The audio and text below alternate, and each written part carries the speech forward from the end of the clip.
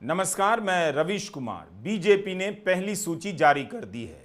हरियाणा विधानसभा चुनाव के लिए 67 उम्मीदवारों की सूची में 12 विधायकों के टिकट कटे हैं। 12 में से 3 मंत्री हैं। 2019 में बीजेपी को 90 सीटों में से 40 सीटें आई थीं और 50 पर बीजेपी हार गई थी। इन हारी हुई सीटों पर भी 28 जगहों पर उम्मीदवार बदले गए हैं। तो इस तरह से 40 सीटों पर टिकटें कटी हैं या बदल दी गई हैं। इसे लेकर हरियाणा बीजेपी से इस्तीफे और बगावत की भी खबरें आने लगी हैं। हम आज के वीडियो में टिकट काटने और दूसरे दलों से लाकर टिकट देने की बीजेपी की रणनीति पर बात करेंगे। मंत्रियों का टिकट कटा है। खेल मंत्री, ऊर्जा मंत्री का टिकट हर पार्टी अपने उम्मीदवारों का, विधायकों का काटती है, लेकिन जिस तरह से बीजेपी टिकट काटती है मौजूदा विधायकों का और दूसरे दलों से विधायक या नेता लाकर उन्हें टिकट देती है, यह पार्टी के बारे में बहुत कुछ कहता है। ऐसा किसी भी दूसरे दल में नहीं होता। यह बताता है कि बीजेपी दूसरी पार्टी पर किस तरह से नजर रखती है। अपनी पार्टी के अलावा दूसरी पार्टी के विधायकों पर भी काम करती है। उसके दूसरे राजनीतिक दलों से संबंध का पता चलता है और सरकार और न्यायपालिका के भीतर भी बीजेपी के संबंध कितने गहरे हो चुके हैं यह भी पता चल जाता है जब चुनाव आता है। हरियाणा चुनाव पर यह हमारा पहला वीडियो है। लोकसभा चुनाव से पहले कोलकाता हाईकोर्ट के जज के पद से इस्तीफा देकर अभिजीत गंगोपाध्याय 2 दिन के भीतर बीजेपी में शामिल होते हैं और बीजेपी उन्हें लोकसभा का टिकट दे देती है। जीतकर सांसद बन जाते हैं। बीजेपी में जज हो और जेलर ना हो, यह कैसे चलेगा? तो अब जेलर भी बीजेपी में आ गए हैं। जज साहब की तरह जेलर साहब भी 3 दिन पहले रिटायरमेंट लेते हैं। दादरी से बीजेपी के उम्मीदवार बना दिए जाते हैं। सुनील सांगवान के बारे में कहा जाता है कि उनके जेलर रहते हुए हत्या और बलात्कार जैसे मामलों में दोषी करार दिए गए राम रहीम को 6 बार पैरोल और फरलो दी गई।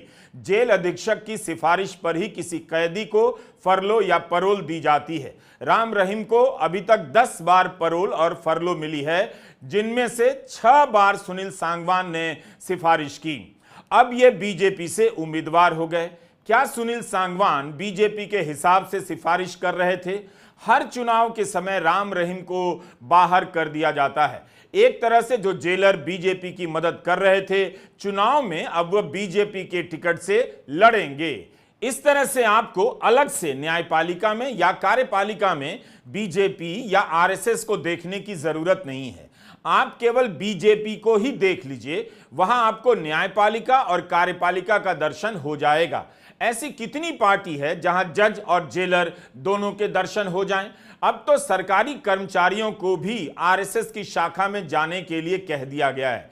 जाहिर है वे कांग्रेस के सेवा दल में तो जाएंगे नहीं, जाएंगे तो सस्पेंड हो जाएंगे। आरएसएस की शाखा में जाते रहेंगे तो विधायक और सांसद होने का चांस भी रहेगा। कार्यपालिका का क्या होगा इसकी बिल्कुल चिंता मत कीजिए। जब तक आपके बच्चे के पास गौ रक्षक बनने का अवसर मौजूद है, देश का क्या होगा यह सब मत सोचा कीजिए। गाना गाइए, डैडी कहते हैं बड़ा नाम करेगा, बेटा हमारा गौ रक्षक बनेगा। अब आते हैं बीजेपी के विधायिका से संबंध पर। बीजेपी अपनी पार्टी के अलावा दूसरी पार्टी के विधायकों से भी वैसा ही रिश्ता रखती है जैसे जेलर साहब या जज साहब बीजेपी से रखते होंगे या बीजेपी उनसे रखती होगी। कुछ दिन पहले जननायक जनता पार्टी से 5 विधायक बीजेपी में शामिल होते हैं। इस पार्टी के 2 अन्य नेता भी शामिल होते हैं जो विधायक नहीं हैं। इन सभी 7 को बीजेपी ने विधानसभा चुनाव का टिकट दिया है। चंद दिन पहले जजपा से भाजपा में आए इन नेताओं को टिकट मिला, कांग्रेस से आए 2 नेताओं को भी टिकट मिला और एक इनेलो से आए नेता को भी मिल गया।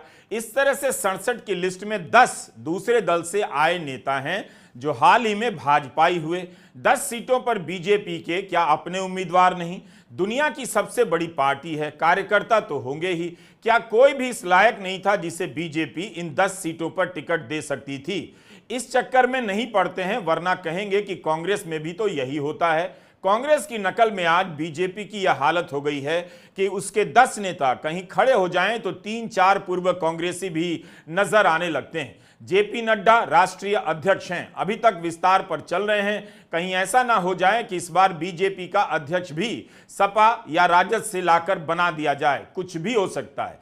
हरियाणा के सफीदो, खरखौदा, टोहाना, उकलाना और बेरी में बीजेपी का कोई कार्यकर्ता और नेता क्या था ही नहीं। कहीं ऐसा तो नहीं कि हवा के साथ साथ हालत भी खराब है। जजपा से आए 7 नेताओं को बीजेपी ने टिकट दिया, इनमें से 4 जाट हैं और 3 गैर जाट। इस बार बीजेपी ने 13 जाट उम्मीदवारों को टिकट दिया है, जिनमें से 4 जजपा से आए हैं। जाटों को हाशिए पर लगाने की राजनीति या प्रयोग बीजेपी को यहां तक ले आई कि दुष्यंत चौटाला की पार्टी से जाट उम्मीदवार लाने पड़ रहे हैं। 2019 में जब जाट काफी नाराज हुए, तब जजपा का अस्तित्व सामने आता है। इसे लेकर बहुत सी बातें कही जाती रही हैं।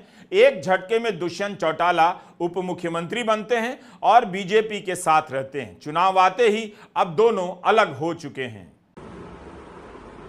देखिए रवीश जी, आपको पता है भारतीय जनता पार्टी खुद को देश की सबसे बड़ी राजनीतिक पार्टी कहती है, और आज हरियाणा में हालत क्या है कि उसके पास हरियाणा में 90 सीटों पर, केवल 90 विधानसभा सीटों पर चुनाव लड़ने लायक नेता नहीं है। इसी का कारण है कि पार्टी को, चाहे आप लोकसभा की बात करें चाहे विधानसभा की बात करें, उसमें दूसरे दल से आए हुए नेताओं पर निर्भर रहना पड़ता है। आपको ध्यान होगा अभी जून में जब चुनाव के परिणाम आए, आपके जो लोकसभा चुनाव हुआ इस बार, उसमें जो भाजपा के 10 प्रत्याशी खड़े हुए थे भाजपा टिकट पर, उनमें से केवल 4 बीजेपी के थे मूल काडर के और 6 आयतित प्रत्याशी थे। और अब विधानसभा की अगर आप बात करेंगे तो कल जो पहली सूची आई है उसमें 67 प्रत्याशी घोषित किए गए हैं, और इनमें से 10 जो प्रत्याशी हैं वो दूसरी पार्टियों से इंपोर्टेड है। और ये वो भारतीय जनता पार्टी है जिसका हरियाणा और देश में 10 साल से शासन है। और वो हरियाणा में क्या दावा करती है? वो हरियाणा में दावा करती है कि उसके पास पन्ना प्रमुख स्तर तक संगठन है। अगर पन्ना प्रमुख स्तर तक संगठन है तो उसको जेजेपी से 7 प्रत्याशी बुला करके टिकट क्यों देनी पड़ी लास्ट मोमेंट में? मतलब आप कल पार्टी में आए और आज आपको टिकट दे दी गई। इसी तरीके से श्रुति चौधरी को टिकट दी गई, किरण चौधरी की बेटी को। इसी तरीके से विनोद शर्मा जी की धर्मपत्नी शक्ति रानी शर्मा जी को टिकट दी गई कालका से। और निखिल मदान जो सोनीपत के मेयर, उनको भारतीय जनता पार्टी ने टिकट दे दी। तो 67 में से 10 प्रत्याशी अब तक भारतीय जनता पार्टी बाहर से लाए हुए लोगों को दे चुकी है। अब फिर बात करते हैं कि भाजपा परिवारवाद की बात करती है। 6 सीटों पर अभी तक राजनीतिक परिवारों के प्रत्याशी हैं, जिनमें से 3 पूर्व सीएम के वंशज भी, जिनमें राव अपने बीरेंद्र सिंह जी की पौत्री है, चौधरी बद्रीलाल जी की पौत्री है और चौधरी बंसीलाल जी की पौत्री, ये तीनों भी टिकट लड़ रही हैं, जो परिवारवाद का, जिसको आप कहते हैं, जिसका विरोध करते हैं उसके बावजूद। और सबसे रोचक बात आपके दर्शकों के लिए एक और बता दूं कि इस देश की जो सबसे धनी महिला है सावित्री जिंदल, जो हिसार से टिकट मांग रही थी और जिनके बेटे नवीन जिंदल भाजपा की टिकट पर हाल ही में कुरुक्षेत्र से एमपी निर्वाचित हुए, उनको टिकट नहीं दिया गया है। देश की सबसे धनी महिला है, उनको टिकट नहीं मिला। फिर आपने जो बहुत महत्वपूर्ण बात उठाई, हरियाणा में जो राजनीति है, जो भाजपा की जो पूरी राजनीति का कोर है, वो बनाम है।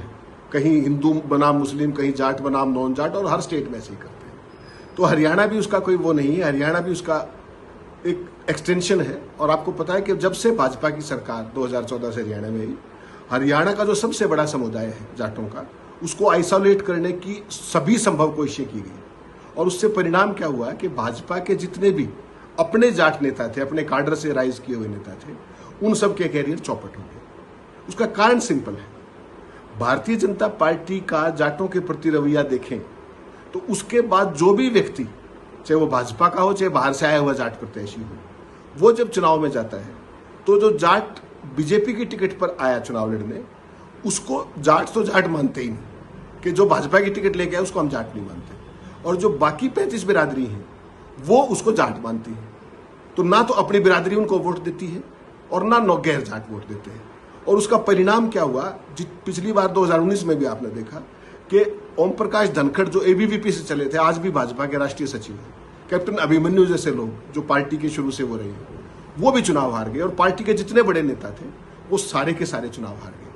तो ये जो सबसे बड़ी जाट राजनीति की जो वो करते हैं, जाट बनाम की, उसका परिणाम सामने ये है कि भाजपा के पास हरियाणा में जो अपने काडर था जाटों का, वो तो बेचारे इस बात से हार गए कि वो बीजेपी के हैं और बाकी सब ने उनको वोट नहीं दिया। बाकी सब जगह 40 सीटें बीजेपी जीती, लेकिन जाटों का कैरियर चौपट कर दिया गया। ये सारी स्थिति हरियाणा के अंदर है। और आज हालत ये है कि जब से लिस्ट आई है, हरियाणा में 67 टिकटें दी गई हैं और कम से कम 1.5 दर्जन जगह पर जो पार्टी अपने आप को अनुशासित कहती है भाजपा, उसमें खुले आम सरे आम अगर आप देखेंगे देश हरियाणा में, उसमें हर जगह पर बगावत के सुर हैं। बहुत सारे नेता पार्टी छोड़ चुके हैं और बहुत सारे छोड़ने वाले हैं। मैं किसी भी दल के जीतने हारने की भविष्यवाणी से खुद को दूर रखने की कोशिश करता हूं। इस फील्ड में बहुत कंपटीशन है। अभी से ही कई पत्रकार रिजल्ट घोषित कर चुके हैं। मूल बात है कि क्या बीजेपी अब मोल भाव करने की स्थिति में नहीं रही? दूसरे दलों से तोड़कर विधायक नेता लाते लाते वह इतनी दयनीय हो गई कि कहीं से भी कोई मिल जाए उसे लाकर टिकट दे देती है। क्या ऐसा भी है कि बीजेपी को अपने कार्यकर्ताओं में अब नेता दिखाई नहीं देते और दूसरे दल के नेताओं में विधायक या सांसद ज्यादा दिखाई देने लगे हैं? निखिल मदान को सोनीपत से टिकट दिया गया है। मदान कांग्रेस से सोनीपत के मेयर चुने गए। उन्हें काफी वोट मिला था और हुड्डा के करीबी माने जाते हैं। निखिल मदान को बीजेपी ने कैबिनेट मंत्री रही कविता जैन का टिकट काटकर उम्मीदवार बनाया है। अमर उजाला दैनिक भास्कर ने लिखा है कि इसे लेकर बीजेपी में विद्रोह हो गया है। रतिया से भी विधायक रहे लक्ष्मण नापा ने भाजपा के प्रदेश अध्यक्ष मोहन राज बडोली को इस्तीफा भेज दिया है। रतिया से उनका टिकट काट दिया गया था। बीजेपी के साधारण कार्यकर्ताओं और नेताओं की दाद देनी पड़ेगी। दूसरे दलों से आए उम्मीदवारों के लिए ये काफी मेहनत करते हैं। लोकसभा में 100 उम्मीदवार थे जो दूसरे दलों से आए। बीजेपी ने उनके लिए बहुत मेहनत की। बीजेपी एक प्लेटफॉर्म की तरह काम करती है। जैसे ट्विटर एक प्लेटफॉर्म है, उस पर कोई भी अपना अकाउंट खोल सकता है, चाहे किसी भी धारा या विचारधारा का हो। बस कोई भी आ जाए, कोई भी जीत जाए। जिसने 2 दिन पहले आलोचना की, नरेंद्र मोदी के खिलाफ बयान दिए, वह भी आ जाए, स्वागत है, टिकट मिलेगा। नरेंद्र मोदी भी उसका प्रचार करेंगे। लगता है बीजेपी आंतरिक तौर पर यही मानती है कि काम के दम पर चुनाव नहीं जीता जाता है, उसका काम भी अच्छा नहीं है। जिस नेता ने उसके खिलाफ जनता के बीच रहकर मेहनत की है, उसे मिला लो, बुला लो, अपने प्लेटफॉर्म से टिकट दो, जितवा दो, ताकि हम सत्ता में रहें। काम किया गया होता तो बीजेपी का हर कार्यकर्ता काम का झंडा लेकर घूम रहा होता, मगर अब वह दूसरे दलों से आए नेताओं का झंडा लेकर घूमा करेगा। अब देखिए नायब सैनी की हालत। लोकसभा चुनाव से पहले मुख्यमंत्री बनाए जाते हैं। इसी 4 जून को करनाल उपचुनाव से विधायक बनते हैं। पहले कुरुक्षेत्र से सांसद थे, उसके पहले अंबाला के नारायणगढ़ से विधायक। 3 महीने में ही इन्होंने अपनी सीट छोड़ दी, लाडवा से लड़ने चले गए जो कुरुक्षेत्र में आता है। 10 साल में नायब सैनी 4 जिले और 4 सीटें बदल चुके हैं। यह मुख्यमंत्री का हाल है जो 3 महीने पहले जीती गई सीट पर जनता का सामना नहीं कर सकते।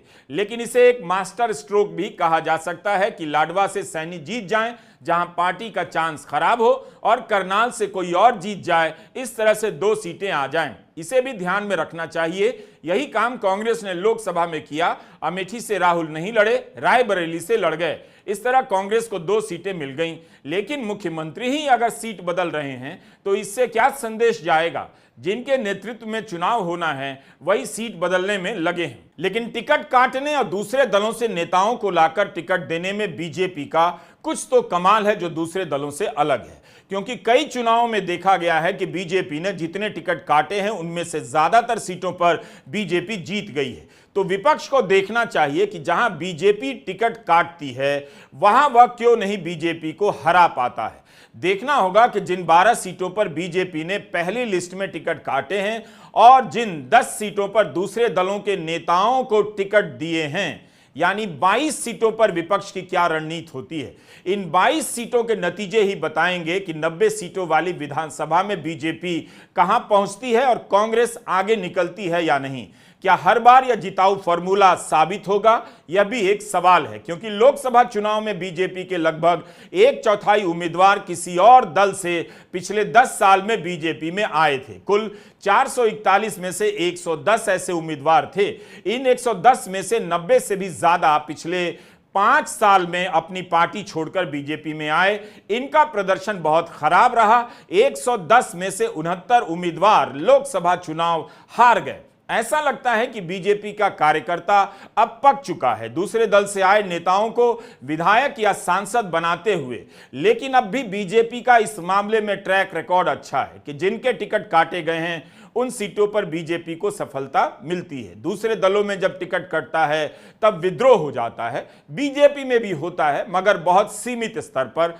आमतौर पर बहुत बड़ा विद्रोह नहीं होता। मुझे पता है आप जम्मू कश्मीर की पहली सूची का उदाहरण देंगे कि वहां विद्रोह हुआ, बीजेपी को लिस्ट वापस लेनी पड़ी, लेकिन जब दोबारा जारी हुई तब बीजेपी ने उस लिस्ट में बदलाव नहीं किया। जिनके टिकट कटने थे उनके कटे ही रहे। एक पार्टी के तौर पर बीजेपी ने टिकट काटने को नॉर्मल बना दिया है, मगर यह भरम मत रखिएगा, अनुशासन से यह सब संभव हुआ है। ईडी का भय जितना विपक्ष पर है उतना ही बीजेपी पर भी है। सबको पता है विद्रोह किया तो ईडी का सामना करना पड़ जाएगा। यहां संघ का अनुशासन नहीं चलता है। ईडी का डर भारत की राजनीति को कैसे संचालित कर रहा है उसे बारीकी से देखा कीजिए। लेकिन हमेशा से ईडी का भय रहा हो ऐसा नहीं। एक नेता, मजबूत नेता की छवि के नीचे गुजरात बीजेपी से बगावत का स्वर हमेशा हमेशा के लिए खत्म हो गया। चंद अपवादों को छोड़ दें तो वहां टिकट कटने पर लोग चुपचाप घर चले जाते हैं और दूसरे यानी नए उम्मीदवार को जिताने में लग जाते हैं, ताकि पार्टी नेतृत्व की तिर्यक दृष्टि का कोपभाजन ना बनना पड़े। गुजरात में सबसे अधिक मौजूदा विधायकों के टिकट 2007 में कटे, जब नरेंद्र मोदी विधायक थे। 47 विधायकों के टिकट गए। 2012-2017 में 30 विधायकों के टिकट काट दिए गए। 2022 में गुजरात विधानसभा का चुनाव होने वाला था। बीजेपी ने 45 विधायकों के टिकट काट दिए, इनमें से 43 जीत गए। 22 के गुजरात चुनाव में तो मुख्यमंत्री, उप मुख्यमंत्री, कैबिनेट मंत्री, स्पीकर तक का टिकट काट दिया गया। विजय रूपाणी मुख्यमंत्री थे, पूर्व विधायक हो गए। जनता ने नहीं, पार्टी ने इन्हें पूर्व विधायक बनाया। इस बार लोकसभा चुनावों के दौरान बीजेपी ने करीब 50% सांसदों के टिकट काट दिए। 2022 के गुजरात विधानसभा चुनाव से जुड़ी एक और दिलचस्प जानकारी है। इस चुनाव में बीजेपी ने 10% दल बदलुओं को टिकट दिया। 2022 के पहले कभी भी गुजरात में 10% टिकट दल बदलुओं को नहीं दिया गया था।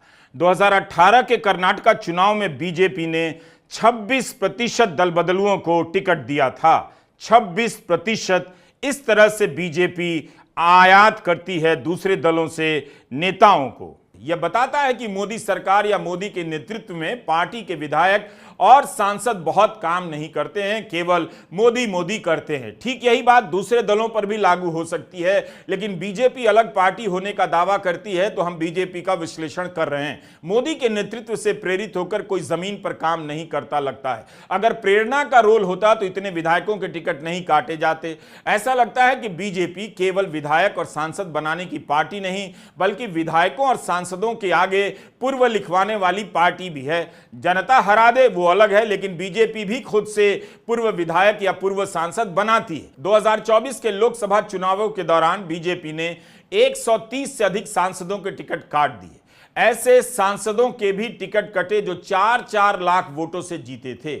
2019 में बीजेपी ने 99 सांसदों के टिकट काट दिए। 2 चुनाव में बीजेपी के टिकट से जीतने वाले 200 से अधिक सांसद पूर्व हो गए। क्या आप कल्पना कर सकते हैं कि बीजेपी के सिस्टम में 10 साल में 200 से अधिक नेता पूर्व सांसद होकर घूम रहे हैं? हम तो पूर्व विधायकों की पूरी गिनती नहीं कर सकते, लेकिन ऐसे भी देखिए कि बीजेपी पूर्व बना बनाकर अपने कितने कार्यकर्ताओं को सांसदों और विधायकों की पेंशन दिलवा देती है। ऐसे भी देखने में कोई दिक्कत नहीं। किसी को रिसर्च करना चाहिए कि सबसे अधिक बीजेपी के नेता पूर्व विधायक और पूर्व सांसद के तौर पर पेंशन ले रहे हैं या नहीं। यह कमाल की सफल रणनीति है। जनता तैयार बैठी रहती है कि अब की फला उम्मीदवार आया तो सबक सिखाएंगे, लेकिन उससे पहले बीजेपी ही उसे बदल देती है। अगर आप यह समझ रहे हैं कि केवल जनता की नाराजगी से बचाने के लिए बीजेपी ऐसा करती है तो थोड़ा रुकिए। दिल्ली में लोकसभा चुनावों के दौरान बीजेपी ने 7 में से 6 मौजूदा सांसदों के टिकट काट दिए। सभी जीत गए। 6 नए उम्मीदवार जीत गए। अकेले दिल्ली में 6 सांसद हैं जो पूर्ण वेतन ले रहे हैं और इतने ही सांसद हैं जो पूर्व सांसद के तौर पर पेंशन ले रहे हैं। यह केवल 2019-24 के चुनाव में हुआ। पता नहीं हजारों करोड़ों के चंदे का क्या होता होगा जब अधिकांश पेंशन और वेतन पर ही बीजेपी में घूमने वाले पूर्व विधायक और विधायक टहल रहे हैं। लगता है विधायिका के कोटे से वेतन दिलाने, पेंशन दिलाने का खेल कोई समझ गया है।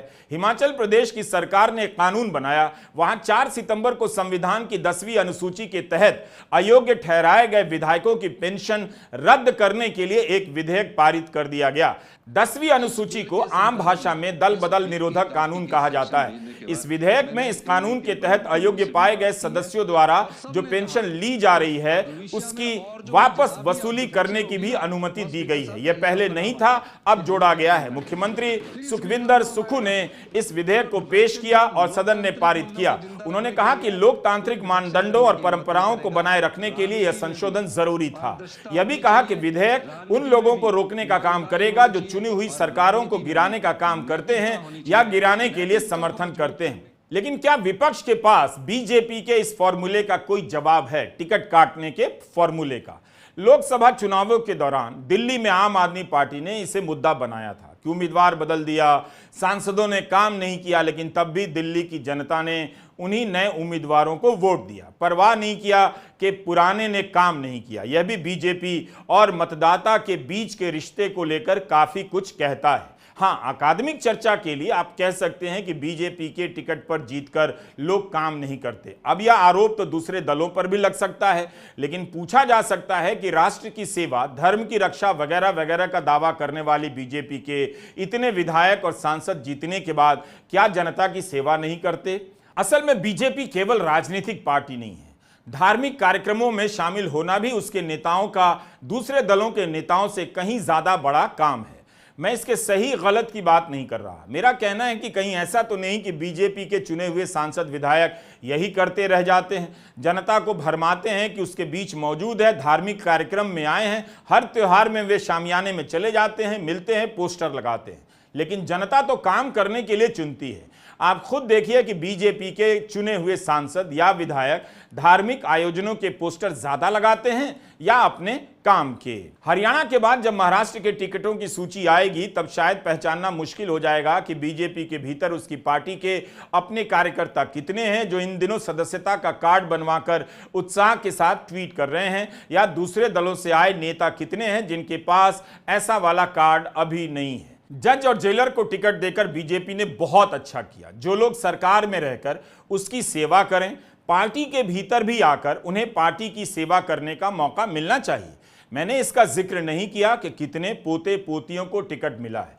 इस एक मुद्दे पर प्रधानमंत्री नरेंद्र मोदी ने 10 साल में देश का बहुत सारा वक्त व्यर्थ में गंवा दिया और अपना भी। उनके भाषणों में बताने के लिए जब नया काम नहीं होता तो परिवारवाद पर लंबा लंबा बोलकर आधा समय खर्च कर देते हैं। किस किस मंच से उन्होंने परिवारवाद के खिलाफ नहीं बोला, लेकिन अपनी पार्टी के भीतर ही परिवारवाद से नहीं लड़ पाए और तो और दूसरी पार्टियों से परिवार लेकर आ गए। उम्मीद है आप अपने बेटे को गौ रक्षक बनाने की ट्रेनिंग दे रहे होंगे, बल्कि इसके लिए गौ रक्षक यूनिवर्सिटी होनी चाहिए, कोर्स होना चाहिए। अगर आपका बेटा यानी सन गौ रक्षक नहीं बनेगा तो फिर क्या करेगा? खाली बैठकर कब तक ट्विटर पर ट्रोल करता रहेगा? नमस्कार, मैं रवीश कुमार।